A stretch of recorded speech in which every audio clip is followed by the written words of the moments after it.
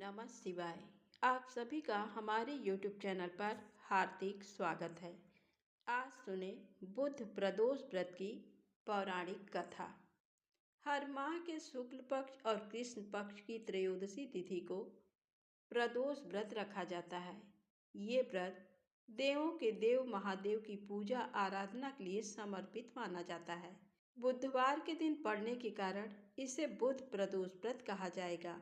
प्रदोष व्रत के दिन सुबह जल्दी उठें, स्नान आदि के बाद स्वच्छ कपड़े धारण करें, पूजा घर के मंदिर को साफ करें, शिवलिंग पर जल अर्पित करें, मंदिर में दीप प्रज्वलित करें, शिव गौरी और गणेश जी की विधिवत पूजा करें, शिव जी की आरती उतारें, शाम को फिर से स्नान करें।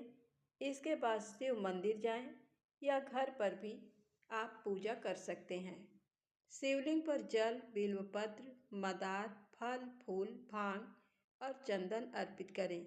शिव जी के मंत्रों का जाप करें। शिव चालीसा का पाठ कर सकते हैं। इसके बाद शिव जी की आरती उतारें। अंत में पूजा के दौरान जाने अनजाने में हुई गलती के लिए क्षमा प्रार्थना करें। अब आइए सुने बुध प्रदोष व्रत की पौराणिक कथा। बुध प्रदोष व्रत की कथा के अनुसार एक पुरुष का नया विवाह हुआ। विवाह के 2 दिनों बाद उसकी पत्नी मायके चली गई। कुछ दिनों के बाद वह पुरुष पत्नी को लेने उसके यहाँ गया। बुधवार को जब वह पत्नी के साथ लौटने लगा तो ससुराल पक्ष ने उसे रोकने का प्रयत्न किया कि विदाई के लिए बुधवार शुभ नहीं होता, लेकिन वह नहीं माना और पत्नी के साथ चल पड़ा। नगर के बाहर पहुंचने पर पत्नी को प्यास लगी। पुरुष लोटा लेकर पानी की तलाश में चल पड़ा। पत्नी एक पेड़ के नीचे बैठ गई। थोड़ी देर बाद पुरुष पानी लेकर वापस लौटा। तब उसने देखा कि उसकी पत्नी किसी के साथ हंस हंस कर बातें कर रही है और उसके लोटे से पानी भी पी रही है। उसको क्रोध आ गया। वह निकट पहुंचा तो उसके आश्चर्य का कोई ठिकाना न रहा, क्योंकि उस आदमी की सूरत उसी की भांति थी। पत्नी भी सोच में पड़ गई। दोनों पुरुष झगड़ने लगे। भीड़ इकट्ठी हो गई। सिपाही आ गए। हमशक्ल आदमियों को देख वे भी आश्चर्य में पड़ गए। उन्होंने स्त्री से पूछा, उसका पति कौन है? वह किंकर्तव्य विमूढ़ हो गई। तब वह पुरुष शंकर भगवान से प्रार्थना करने लगा, हे भगवान, हमारी रक्षा करें। मुझसे बड़ी भूल हुई कि मैंने सास ससुर की बात नहीं मानी और बुधवार को पत्नी को विदा करा लिया। मैं भविष्य में ऐसा कदापि नहीं करूँगा। जैसे ही उसकी प्रार्थना पूरी हुई, दूसरा पुरुष अंतर्ध्यान हो गया। पति पत्नी सकुशल अपने घर पहुंच गए। उस दिन के बाद से पति पत्नी नियम पूर्वक बुध त्रयोदशी प्रदोष का व्रत रखने लगे। आइए सुनते हैं प्रदोष व्रत की दूसरी प्रचलित कथा। विदर्भ नाम के एक नगर में सत्यरथ नामक राजा का राज्य था। वह भगवान शिव का परम भक्त था। एक बार उसके नगर पर उसके शत्रुओं ने आक्रमण किया। राजा सत्यरथ ने अपने शत्रुओं का सामना बहुत दृढ़ता से किया, परंतु वह युद्ध में हार गया। उसके शत्रुओं ने उसे मार डाला। राजा के मारे जाने पर सारी सेना भयभीत होकर तीतर बितर हो गई। उस समय विदर्भ नरेश की पत्नी गर्भवती थी। जब रानी को सारी बातें ज्ञात हुई तो अपने प्राणों की रक्षा के लिए उसने रात में ही नगर छोड़ दिया। भगवान शिव का स्मरण करते हुए रानी पूर्व दिशा की ओर चली गई। बहुत दूर जाकर एक सरोवर के निकट एक सघन वट वृक्ष के नीचे अपनी कुटिया बनाकर वह रहने लगी। उसी स्थान पर रानी ने एक दिव्य बालक को जन्म दिया। एक दिन रानी अपने पुत्र को कुटिया में ही लिटाकर सरोवर से जल लेने गई तो वहां उसे एक घड़ियाल ने पकड़ लिया। उधर वह बालक अकेला पड़ा भूख प्यास से व्याकुल होकर जोर जोर से रोने लगा। उस बालक को रोता देखकर भक्त वत्सल दयालु भगवान शिव को उस पर दया आ गई। उन्होंने एक गरीब ब्राह्मणी को प्रेरित करके उस स्थान पर भेजा। वह विधवा ब्राह्मणी उस स्थान पर पहुंची जहां वह बालक रो रहा था। उसको देखकर ब्राह्मणी का दिल द्रवित हो उठा। वह उस बालक के विषय में सोचने लगी कि अब इस बालक का क्या होगा। तभी भगवान शिव स्वयं भिक्षुक का रूप धारण कर वहां पहुंच गए और ब्राह्मणी से बोले, हे ब्राह्मणी, अपने मन में आने वाली शंका दूर करो। इस छोटे से बालक को उठा लो और इसे अपना पुत्र मानकर इसका पालन करो। तब उनके वचन सुनकर वह ब्राह्मणी बोली, ब्राह्मण, मैं तो स्वयं इस बालक को पालने के बारे में ही सोच रही थी, परंतु मेरा मन शंकित था। अब आपने मेरी दुविधा दूर कर दी है। अब मैं अवश्य ही इस बालक की माता बनकर इसे पालूंगी। पर मैं आपसे इतना जानना चाहती हूँ कि आप कौन हैं और कहाँ से आए हैं? ये बालक किसका है और इस सुनसान जंगल में कैसे आ गया है? भिक्षुवर, आपको देखकर मेरा मन बार बार ये कह रहा है कि आप दया और करुणा के सागर भगवान शिव हैं, जो अपने भक्त की रक्षा के लिए यहाँ आए हैं। मैं भी आपकी माया से मार्ग से भटककर यहाँ आ गई हूँ। मैं जानती हूँ कि आपकी कृपा से इसका अवश्य ही कल्याण होगा। उस गरीब ब्राह्मणी की बातें सुनकर भिक्षु रूप धारण किए भगवान शिव बोले, हे ब्राह्मणी, ये बालक विदर्भ नगर के नरेश सत्यरथ का पुत्र है, जिसे उसके शत्रुओं ने युद्ध में हराकर मौत के घाट उतार दिया है। सत्यरथ की गर्भवती पत्नी नगर से भागकर यहाँ आ गई थी। इस बालक को जन्म देने के पश्चात वह सरोवर में जल पीने गई तो वहीं उसे घड़ियाल ने अपना आहार बना लिया। शिव जी के वचनों को सुनकर ब्राह्मणी फिर प्रश्न करती हुई बोली, भगवान, किस कारण से ये बालक अनाथ और बंधुहीन हो गया है? बालक के पिता सत्यरथ को शत्रुओं ने क्यों मार दिया और किस लिए शिशु की माता को घड़ियाल ने खा लिया? मेरा स्वयं का पुत्र भी गरीब और निर्धन है, भला इसको कैसे सुख प्राप्त होगा? ब्राह्मणी के इन प्रश्नों को सुनकर भक्त वत्सल भगवान शिव अपने उसी भिक्षुक रूप में बोले, हे देवी, राजा सत्यरथ अपने पूर्व जन्म में पांड्य देश के श्रेष्ठ राजा थे। वे सदैव शिव धर्म का पालन करते और भक्ति भाव से उनकी आराधना करते थे। एक दिन प्रदोष काल में जब राजा भगवान शिव का पूजन कर रहे थे, उसी समय नगर में कोलाहल मचा। राज्य में विद्रोह फैलने की आशंका से राजा ने पूजा बीच में ही छोड़ दी। सैनिकों ने जिसे राजद्रोही के रूप में राजा के सामने ला खड़ा किया, वह और कोई नहीं, उसी राज्य का एक सामंत था। उसे देखकर पांड्य राज क्रोध में अपना आपा खो बैठे और उस सामंत का सिर कटवा दिया। प्रदोष पूजन के नियम को समाप्त किए बिना राजा ने भोजन भी कर लिया। इसी तरह राजकुमार ने भी प्रदोष पूजन किए बिना भोजन कर और सो गया। वह पांड्य राज इस जन्म में विदर्भ राज हुआ। प्रदोष में शिव पूजन को बीच में छोड़ देने की वजह से उसका वध कर दिया गया और पूर्व जन्म का उसका पुत्र इस जन्म में भी उसका पुत्र बनकर जन्मा है। शिव पूजन के बिना खा पीकर सो जाने के कारण ही वह दरिद्रता में घिरा हुआ है। इसकी माता ने भी पूर्व जन्म में छल से अपनी सौतन को मार दिया था, इसलिए उसे भी घड़ियाल ने खा लिया है। तुम्हारा पुत्र पूर्व जन्म में ब्राह्मण था और महादानी था, परंतु इसने कोई यज्ञ कर्म नहीं किए। इसी कारण से इसे भी दरिद्रता का दंड मिला है। इन दोनों पुत्रों के दोषों को दूर करने के लिए तुम भगवान शिव की शरण में जाओ, वे ही तुम सबका कल्याण करेंगे। ब्राह्मणी को सब कुछ बताकर भगवान ने अपना सत्य रूप उन्हें दिखाया। साक्षात भगवान शिव के दर्शन कर ब्राह्मणी कृतार्थ हो गई और हाथ जोड़कर शिव जी की स्तुति करने लगी। तब आशीर्वाद देकर महादेव जी अंतर्धान हो गए। तत्पश्चात वह ब्राह्मणी उस बालक को अपने साथ ले गई। फिर वह अपने पुत्रों के साथ एक चक्र नामक गांव में रहने लगी और अपने दोनों पुत्रों का लालन पालन करने लगी। समय आने पर ब्राह्मणी ने उनका यज्ञोपवीत संस्कार किया। दोनों सांडिल्य मुनि के उपदेश सुनते और शिव जी की आराधना करते। समय बीतता गया, दोनों पुत्र बड़े हो गए। एक दिन ब्राह्मणी पुत्र को नदी में स्नान के लिए जाते समय सोने से भरा कलश मिला। उस सोने के कलश से उनकी गरीबी दूर हो गई। फिर भी वे नियम से शिव जी की आराधना करते। एक दिन वे वन में गए। वहां एक गंधर्व कन्या अपने पिता के साथ आई और वह राजकुमार पर मोहित हो गई। उसके पिता ने उसका विवाह राजकुमार से कर अपना राज्य उसे सौंप दिया। ब्राह्मणी वहां की राजमाता हुई और ब्राह्मण पुत्र उसका भाई। अब वे सब लोग प्रसन्नता पूर्वक राज सुख भोगने लगे। प्रेम से बोले, शंकर भगवान की जय हो। आइए सुने भगवान शिव के द्विजेश्वर अवतार की कथा।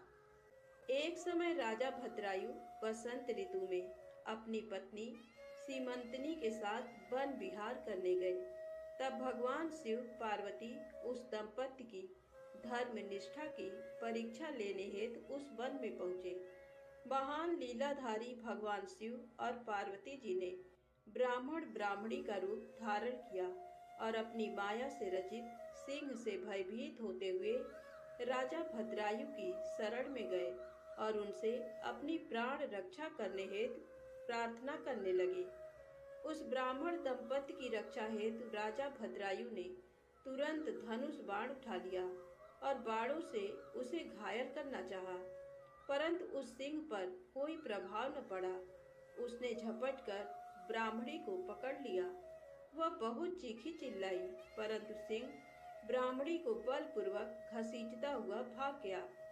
अपनी पत्नी को सिंह द्वारा ले जाए जाने पर ब्राह्मण बहुत दुखी हुआ और रोने लगा और राजा भद्रायु से बोला, हे राजन, आपके बड़े बड़े आयुध कहाँ हैं? तुम्हारे पराक्रम का क्या फल है? क्या आप जंगली जानवरों के आघातों से भी दुखियों की रक्षा नहीं कर सकते? दीन दुखियों की रक्षा करना राजा का परम धर्म होता है। फिर आपने अपने क्षत्रिय धर्म का पालन क्यों नहीं किया? आपने अपने कुल का धर्म ही नष्ट कर दिया है। जो दुखी और शरणागतों की रक्षा नहीं कर सकता, उसे जीने का कोई अधिकार नहीं है। कृपण, अनाथ और दीन दुखी की रक्षा करने में असमर्थ मनुष्य को जहर खा लेना चाहिए या अग्नि में जल जाना चाहिए। उस ब्राह्मण द्वारा कही गई बातें सुनकर राजा भद्रायु को बहुत दुख हुआ। वह अपने दुर्भाग्य को याद करके शोक में डूब गया। उसने सोचा कि आज मेरा सारा पौरुष नष्ट हो गया। आज मैं एक असहाय ब्राह्मणी की रक्षा नहीं कर सका, इसलिए मुझे घोर पाप लगेगा। मेरे कारण ब्राह्मण भी शोकाकुल हो गया है। उसकी स्त्री को भी सिंह ले गया है। पता नहीं उसने उसका क्या किया होगा। मुझे अपने पापों को कम करने के लिए इस ब्राह्मण देवता को प्रसन्न करना होगा। ये सोचकर राजा भद्रायु उस ब्राह्मण के चरणों में गिर पड़े और बोले, हे ब्राह्मण, मुझे क्षमा कर दीजिए। मैं आपकी पत्नी की रक्षा नहीं कर सका। मैं अपने राजपाट सब आपके चरणों में न्यौछावर करता हूँ। ये सुनकर वह ब्राह्मण बोला, भला मैं ठहरा भिक्षा मांगने वाला एक ब्राह्मण, मैं तुम्हारे राजपाट का क्या करूँगा? इसलिए यदि तुम वाकई मुझे कुछ देना चाहते हो तो अपनी पत्नी मुझे दान में दे दो। ब्राह्मण की बात सुनकर राजा भद्रायु ने कहा, ब्राह्मण, पराई स्त्री का उपभोग तो महापाप है, उसका प्रायश्चित भी नहीं हो सकता। तब ब्राह्मण ने कहा कि राजन, मैं तो बड़े से बड़े पाप को अपनी तपस्या से पल भर में नष्ट कर सकता हूँ। तब भद्रायु ने सोचा कि मुझे ब्राह्मण को अपनी स्त्री दान करके शीघ्र ही अग्नि में प्रवेश कर जाना चाहिए। तत्पश्चात राजा भद्रायु ने अपनी पत्नी उस ब्राह्मण को सौंप दी। उसके बाद उन्होंने अग्नि प्रज्वलित की और स्नान कर देवताओं को प्रणाम करने के पश्चात उस अग्नि की 3 बार परिक्रमा की। फिर त्रिलोकीनाथ भगवान शिव का ध्यान करने लगे और उन्हीं का स्मरण करते हुए जैसे ही वे अग्नि में प्रवेश करने लगे, वैसे ही द्विजेश्वर रूपधारी भगवान शिव वहां प्रकट हो गए। भगवान शिव के 5 मुख, 3 नेत्र, पिनाक और चंद्र कलाधारी सुंदर स्वरूप जो कि करोड़ों सूर्यों के समान प्रकाशित था। देखकर राजा भद्रायु आनंद मग्न हो उठे। उन्होंने दोनों हाथ जोड़कर शिव जी को प्रणाम किया और उनकी स्तुति करने लगे। राजा भद्रायु की स्तुति सुनकर भगवान शिव पार्वती बोले, हे भद्रायु, तुम्हारी शिव भक्ति से मैं बहुत प्रसन्न हूँ। तुमने सदा मेरा भक्ति भाव से पूजन किया है, अतः तुम अपनी पत्नी सहित मुझसे वर मांगो। आज मैं तुम्हारी मनोवांछित अभीष्ट वस्तु प्रदान करूंगा। मैंने ही तुम्हारी परीक्षा लेने हेतु ब्राह्मण का रूप धारण किया था। ब्राह्मणी के रूप में स्वयं देवी पार्वती थी और वह सिंह मायावी था। तुम अपनी परीक्षा में सफल हुए हो। राजन, कहो क्या चाहते हो। भगवान शिव के ये उत्तम वचन सुनकर राजा भद्रायु बोले, हे देवाधिदेव भगवान शिव, आप सबके परमेश्वर हैं। आपके स्वरूप के साक्षात दर्शन पाकर मैं धन्य हो गया हूँ। मैं सकुटुम्ब आपके श्री चरणों की भक्ति करना चाहता हूँ। मैं, मेरी रानी, मेरे माता पिता आपके सेवक बनकर आपके श्री चरणों में रहें। रानी कीर्तिमालिनी ने भी अपने माता पिता के लिए भगवान शिव का लोक मांगा। दोनों को वरदान देकर महादेव जी पार्वती जी सहित अंतर्धान हो गए। राजा रानी अपने नगर लौट आए। फिर 10,000 वर्षों तक राज्य करने के पश्चात वे दोनों भगवान शिव के धाम को गए। इस परम पवित्र पाप नाशक कथा को जो कोई सुनता अथवा पढ़ता है, उसे इस लोक में सब भोग ऐश्वर्य प्राप्त होते हैं तथा अंत में भगवान शिव के लोक को जाता है। प्रेम से बोले शंकर भगवान की जय। अब आइए सुने भगवान शिव की अमर कथा कहानी। जब श्री राधा जी पृथ्वी लोक पर चलने लगी तो गोलोक के श्री राधा जी का लीला पक्षी श्री सुखदेव जी ने भी साथ चलने को कहा।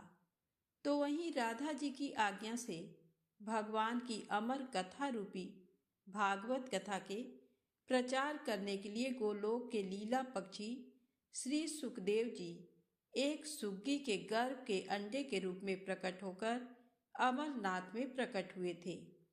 वह अंडा हवा के झकोरों के कारण फूट गया था तथा अमरनाथ में फूटा हुआ पड़ा था। इधर एक बार श्री नारद जी घूमते घूमते कैलाश पर्वत पर पहुँचे तो श्री पार्वती जी ने नारद को सत्कार करने के बाद पूछा कि नारद जी, आप कहाँ से आ रहे हैं। तो नारद जी ने कहा कि मैं हर जगह घूमते हुए आ रहा हूँ, परंतु अब घूमना कम कर दिया हूँ क्योंकि लोगों पर विश्वास नहीं है। इसका कारण लोगों में प्रेम एक दूसरे के प्रति नहीं है, केवल दिखावा का प्रेम है, वस्तुतः नहीं। तब पार्वती जी ने कहा कि हे नारद जी, लेकिन हमारे पति भूत भावन शंकर जी में तो बहुत प्रेम है, यानी श्री शंकर जी हमसे बहुत प्रेम करते हैं। तब श्री नारद जी ने कहा कि हे पार्वती जी, जब आपके पतिदेव श्री शंकर जी आपसे प्रेम करते हैं तो ये जरूर बतलाए होंगे कि श्री शंकर जी जो अपने गले में माला पहनते हैं वह कैसी और किसकी माला है। तब पार्वती ने कहा कि हे नारद जी, ये माला पहनने का रहस्य तो वे अभी तक नहीं बतलाए हैं। तब नारद जी ने कहा कि फिर आपके प्रति आपसे झूठा या दिखावे का प्रेम करते हैं, वस्तुतः प्रेम नहीं करते हैं। इतना कहकर श्री नारद जी वहां से चल दिए। इधर वही एक बार पार्वती जी ने भोलेनाथ से अनुरोध किया कि कृपया ये बतलाएं कि आपके गले में किसकी माला है तथा ये वर दें कि हे स्वामी, मुझे आपसे वियोग नहीं हो और हमेशा आत्मज्ञान बना रहे, इसका कोई उपाय बताएं। तब आगे श्री शंकर जी ने कहा कि इस आत्मज्ञान को मैं समय से बतलाऊंगा, परंतु श्री नारद द्वारा जो भेद वचन है उन भेद वचनों के समाधान को करते हुए श्री शंकर जी ने कहा कि हे पार्वती, ये हमारे गले में जो मुंडों की माला है वह मुंड माला तुम्हारे ही मुंडों की है। जिनको मैंने तुम्हारे बार बार मरने पर तुम्हारी याद में माला के रूप में धारण किया है, क्योंकि मैं तुमसे अति प्रेम करता हूँ। तब पार्वती जी ने कहा कि मैं बार बार मर जाती हूँ और आपकी मृत्यु नहीं होती, इसका कारण क्या है? तब श्री शंकर जी ने कहा कि हे पार्वती, मैंने अमर कथा सुना है जिससे मैं अमर हूँ। ये घटना सुनकर श्री पार्वती जी ने अमर कथा सुनने के लिए श्री शंकर जी से प्रार्थना की। तब शंकर जी ने कहा कि हे पार्वती, इस समय मैं तुझमें अमर कथा सुनने का पूर्ण लक्षण नहीं देख रहा हूँ। फिर भी तुम्हारे आग्रह करने के कारण मैं अवश्य कथा सुनाऊंगा।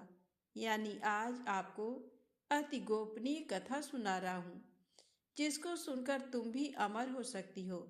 इसलिए आप जरा बाहर दिखाइए कि कहीं कोई है तो नहीं। श्री पार्वती जी ने बाहर आकर चारों तरफ अच्छी तरह देखा तो वहां एक सुख सावक के विगलित अंडे के सिवा कुछ नहीं था। उन्होंने श्री शंकर जी से कहा कि बाहर कोई नहीं है। तब श्री शंकर जी ने ध्यानस्थ मुद्रा में अमर कथा का अमृत प्रवाह शुरू किया। बीच बीच में पार्वती जी हुंकारा भरती थी। दसम स्कंद की समाप्ति पर वे निद्राग्रस्त हो गईं एवं 12वें स्कंद की समाप्ति पर पार्वती जी ने शंकर जी से कहा कि हे प्रभु, क्षमा करेंगे, मुझे दसम स्कंद के बाद नींद आ गई थी, मैं आगे की कथा नहीं सुन सकी हूँ। अर्थात श्री कृष्ण उद्धव संवाद जो 11वें स्कंद में है उसको मैंने नहीं सुना तथा 12वें स्कंद की कथा भी नहीं सुनी। इधर ये जानने हेतु कि फिर कथा के बीच में हुंकारी कौन भर रहा था, ये जानने के लिए शिवजी बाहर निकले। उन्होंने एक सुंदर सुख सावक को देखा। श्री शंकर जी ने पार्वती जी से पूछा, आखिर ये सुख सावक कहाँ से आ गया? पार्वती जी ने विनीत वाणी में कहा कि ये तो विगलित अंडे के रूप में पड़ा था, श्री भागवत कथा रूपी अमृत पान से जीवित हो गया। इस प्रकार अमर कथा की गोपनीयता भंग होने से शंकर जी सुख सावक को पकड़ने के लिए झपटे। सुख सावक उड़ गया और उड़ते उड़ते भय से श्री बद्रिकाश्रम के निकट स्थित व्यास आश्रम पर श्री व्यास जी की पत्नी पिंगला के मुख में प्रवेश कर गया। फिर शंकर जी ने श्री व्यास जी द्वारा सांत्वना प्राप्त कर वापस अपने आश्रम पर लौट गए। इधर श्री सुखदेव जी 16 वर्षों तक पिंगला के गर्भ में रहे। अंततो गत्वा श्री व्यास जी के अनुरोध करने पर सुखदेव जी ने अपना भय बताया। उन्होंने गर्भ के भीतर से कहा कि उन्हें बाहर आने पर माया से ग्रसित होने का भय है। यदि भगवान श्री कृष्ण द्वारा माया से ग्रसित नहीं होने का आश्वासन मिले तभी वे बाहर आएंगे। व्यास जी के अनुरोध से भगवान श्री कृष्ण ने सुखदेव जी को माया से ग्रसित नहीं होने का आश्वासन दिया। तब सुखदेव जी गर्भ से बाहर आए और जन्म लेते ही जंगल में तपस्या करने चल पड़े तथा पुनः सुखदेव जी जो अपने पिता व्यास जी के बुलाने पर भी नहीं आए, लेकिन व्यास जी के ब्रह्मचारी शिष्यों द्वारा गाए जाते हुए श्री भागवत जी के मंत्रों से अपनी समाधि को तोड़ दिया तथा इस श्लोक को सुनकर उन श्री व्यास जी के शिष्यों के पीछे पीछे चल दिए। इस घटना का मुख्य कारण भागवत कथा ही है। तो प्रेम से बोलें शंकर भगवान की जय हो। अब आइए सुने शिव चालीसा पाठ। श्री गणेश गिरिजा सुअन मंगल मूल सुजान, कहते अयोध्या दास तुम देहु अभय वरदान। जय गिरिजापति दीन दयाला, सदा करत संतन प्रतिपाला। भाल चंद्रमा सोहत नीके, कानन कुंडल नाग फनी के। अंग गौर सिर गंग बहाए, मुंड माल तन छार लगाए। वस्त्र खाल बाघंबर सोहे, छवि को देख नाग मुनि मोहे। मैना मातु की हमें दुलारी, बाम अंग सोहत छवि न्यारी। कर त्रिशूल सोहत छवि भारी, करत सदा शत्रुन क्षयकारी। नंदी गणेश सोहें तह कैसे, सागर मध्य कमल है जैसे। कार्तिक श्याम और गणराऊ, या छवि को कही जात न काऊ। देवन जब ही जाय पुकारा, तब ही दुख प्रभु आप निवारा। किया उपद्रव तारक भारी, देवन सब मिल तुम ही जुहारी। तुरत सडानन आप पठायो, लौ निमेष महामारी गिरायो। आप जलंधर असुर संहारा, सुयस तुम्हार विदित संसारा। त्रिपुरासुर सन युद्ध मचाई, सबहि कृपा कर लीन बचाई। किया तपहि भागीरथ भारी, पूरब प्रतिज्ञाता सुपुरारी। दानिन मह तुम सम को नाही, सेवक या स्तुति करत सदाहि। वेद नाम महिमा तव गाई, अकथ अनादि भेद नहीं पाई। प्रगट उदधि मंथन में ज्वाला, जरे सुरासुर भय बिहाला। कीन्ह दया तह करी सहाई, नीलकंठ तब नाम कहाई। पूजन रामचंद्र जब कीन्हा, जीत के लंक विभीषण दीन्हा। सहस कमल में हो रही धारी, कीन्ह परीक्षा तब ही पुरारी। एक कमल प्रभु राख्यों जोई, कमल नयन पूजन चह सोई। कठिन भक्ति देखी प्रभु शंकर, भय प्रसन्न दिए चित बर। जय जय जय अनंत अविनाशी, करत कृपा सबके घटवासी। दुष्ट सकल नित मोहि सतावे, भ्रमत रहे मोहि चैन न आवे। त्राहि त्राहि मैं नाथ पुकारो, एहि अवसर मोहि आनो बारो। लय त्रिशूल शत्रुन को मारो, संकट से मोहि आनो बारो। मातु पिता भ्राता सब कोई, संकट में पूछत नहीं कोई। स्वामी एक है आस तुम्हारी, आय हरहु अब संकट भारी। धन निर्धन को देत सदाहि, जो कोई जांचे वो फल पाहि। स्तुति के ही विधि करो तुम्हारी, क्षमौ नाथ अब चूक हमारी। शंकर हो संकट के नाशन, मंगल कारण विघ्न विनाशन। योगी यति मुनि ध्यान लगावे, नारद सारद शीस नवावे। नमो नमो जय नमो शिवाय, सुर ब्रह्मादिक पार न पाया। जो यह पाठ करे मन लाई, तापर होत है शंभु सहाई। ऋनिया जो कोई हो अधिकारी, पाठ करे सो पावन हारी। पुत्रहीन कर इच्छा कोई, निश्चय शिव प्रसाद तेहि होई। पंडित त्रयोदशी को लावे, ध्यान पूर्वक होम करावे। त्रयोदशी व्रत करे हमेशा, तन नहीं थाके रहे कलेसा। धूप दीप नैवेद्य चढ़ावे, शंकर सम्मुख पाठ सुनावे।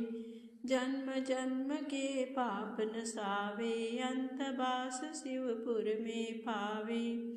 कहीं अयोध्या आस तुम्हारी, जान सकल दुख हरहु हमारी। नित्य नेम कर प्रात ही, पाठ करो चालीस। तुम मेरी मनोकामना, पूर्ण करो जगदीश। उमापति महादेव की जय। नमामि समीशान निर्वाण रूपम, विभुं व्यापकं ब्रह्म वेद स्वरूपम। निजं निर्गुणं निर्विकल्पं निरीह, चिदाकाशमाकाश वासं भजेऽहं निराकार ओङ्कार मूलं तुरीयं गिरा ज्ञानगोतीत मीशं गिरीशं करालं महाकाल कालं कृपालं गुणागार संसार पारं नतोऽहं तुषाराद्रिसङ्काश गौरं गभीरं मनोभूतकोटि प्रभाश्रीशरीरं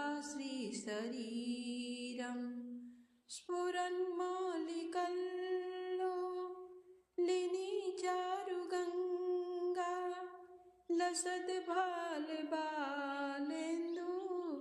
कण्ठे भुजङ्गा चलत्कुण्डलं शुभनेत्रं विशालं प्रसन्नाननं नीलकण्ठं दयालं मृगाधीशचर्मां वरं मुण्डमालं प्रियं शङ्करं सर्वनाथं भजामि प्रचण्डं प्रकृष्णं प्रगल्भं परेशम् अखण्डम् अजं भानु कोटिप्रकाशं त्रयः शूलनिर्मूलनं शूलपाणिं भजेऽहं भवानी पतिं भावगम्यं कलातीत कल्याण कल्पान्तकारी सदा सच्चिदानन्द दाता पुरारी चिदानन्द संदोह मोहापहारी प्रसीद प्रसीद प्रभो मन्मथारी नयावदुमानात् पादारविन्दं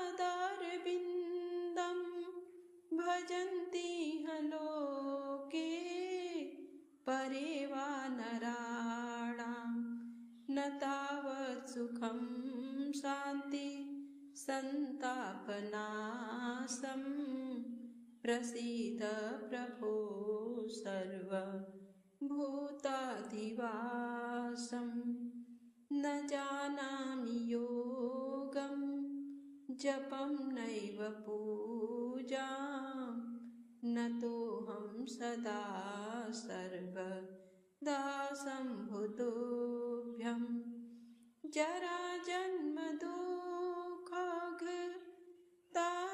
जराजन्मदुःखघातप्यमानं प्रभो पाहि आपन् नमामि शम्भो प्रभो पाहि आपन् नमामि शम्भो रुद्राष्टकमिदं प्रोक्तं विप्रेण हरतोषे ये पठन्ति नरा भक्त्यां तेषां शम्भु प्रसीदति ब्रह्ममुरारिसुरार्चितलिङ्गं निर्मलभासितशोभितलिङ्गं जन्मजदुःखविनाशकलिङ्गं तत्प्रणमामि सदा शिवलिङ्गं तत्प्रणमामि सदा शिवलिङ्गं देवमुनिप्रवरार्चितलिङ्गं कामदहं करुणाकरलिङ्गं रावणदर्पविनाशनलिङ्गं तत्प्रणमामि सदा शिवलिङ्गं तत्प्रणमामि सदा शिवलिङ्गं सर्वसुगन्धिसुलेपितलिङ्गं बुद्धि विवर्धन कारण लिंगम सिद्धसुरासुर वंदित लिंगम तत्प्रणमामि सदा शिवलिंगम तत्प्रणमामि सदा शिवलिंगम कनकमहामणिभूषितलिंगम फणिपतिवेष्टितशोभितलिंगम दक्षसूयज्ञविनाशनलिंगम तत्प्रणमामि सदा शिवलिंगम तत्प्रणमामि सदा शिवलिंगम कुङ्कुमचन्दनलेपितलिंगम पंकजहार सुशोभितलिंगम सञ्चितपापविनाशनलिंगम तत्प्रणमामि सदा शिवलिंगम तत्प्रणमामि सदा शिवलिंगम देवगणार्चितसेवितलिंगम भावैर्भक्तिभिरेव च लिंगम दिनकरकोटिप्रभाकरलिंगम तत्प्रणमामि सदा शिवलिंगम तत्प्रणमामि सदा शिवलिंगम अष्टदलोपरिवेष्टितलिंगम सर्वसमुद्भवकारणलिंगम अष्टदरिद्रविनाशितलिंगम तत्प्रणमामि सदा शिवलिंगम तत्प्रणमामि सदा शिवलिंगम सुरगुरुसुरवरपूजितलिंगम सुरवनपुष्पसदार्चितलिंगम परात्परं परमात्मकलिंगम तत्प्रणमामि सदा शिवलिंगम तत्प्रणमामि सदा शिवलिंगम लिंगाष्टकमिदं पुण्य यः पठेत् शिवसन्निधौ शिवलोकमवाप्नोति शिवेन सह मोदते। शीर्षगङ्गयर्धङ्ग पार्वती सदा विराजत कैलासी नंदी भृंगी नृत्य करत हैं धरत ध्यान सुर सुख राशि शीतल मंद सुगंध पवन बह बैठे हैं शिव अविनाशी करत गान गंधर्व सप्त स्वर राग रागिनी मधुरासी यक्ष राक्ष भैरव जह डोलत बोलत हैं बन के वासी कोयल शब्द सुनावत सुंदर भ्रमर करत है गुंजासी कल्पद्रुम अरु पारिजात तरु लाग रहे हैं लक्षासी कामधेनु कोटिन जह डोलत करत दुग्ध की बरसासी सूर्यकांत सम पर्वत शोभित चंद्रकांत सम हिम राशि नित्य छहो ऋतु रहत सुशोभित सेवत सदा प्रकृति दासी ऋषि मुनि देव तनुज नित सेवत गान करत श्रुति गुण राशि ब्रह्मा विष्णु निहारत निस दिन कछु शिव हमको फरमासी रिद्धि सिद्धि के दाता शंकर नित सत चित आनंद राशि जिनके सुमिरत ही कट जाती कठिन काल यम की फांसी त्रिशूल धर जी का नाम निरंतर प्रेम सहित जो नर गासी दूर होए विपदा उस नर की, जन्म जन्म शिव पद पासी। कैलासी काशी के वासी, अविनाशी मेरी सुधि लीजो। सेवक जान सदा चरणन को, अपनो जान कृपा कीजो। तुम तो प्रभु जी सदा दयामय, अवगुण मेरे सब ढकियो।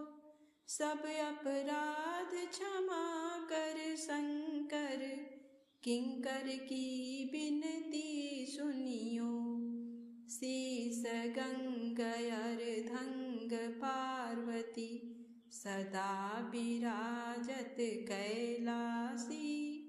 नंदी भृंगी नृत्य करत हैं, धरत ध्यान सुर सुख राशि। बम बम शिव कैलाशपति, बम बम शिव कैलाशपति, बम बम शिव कैलाशपति।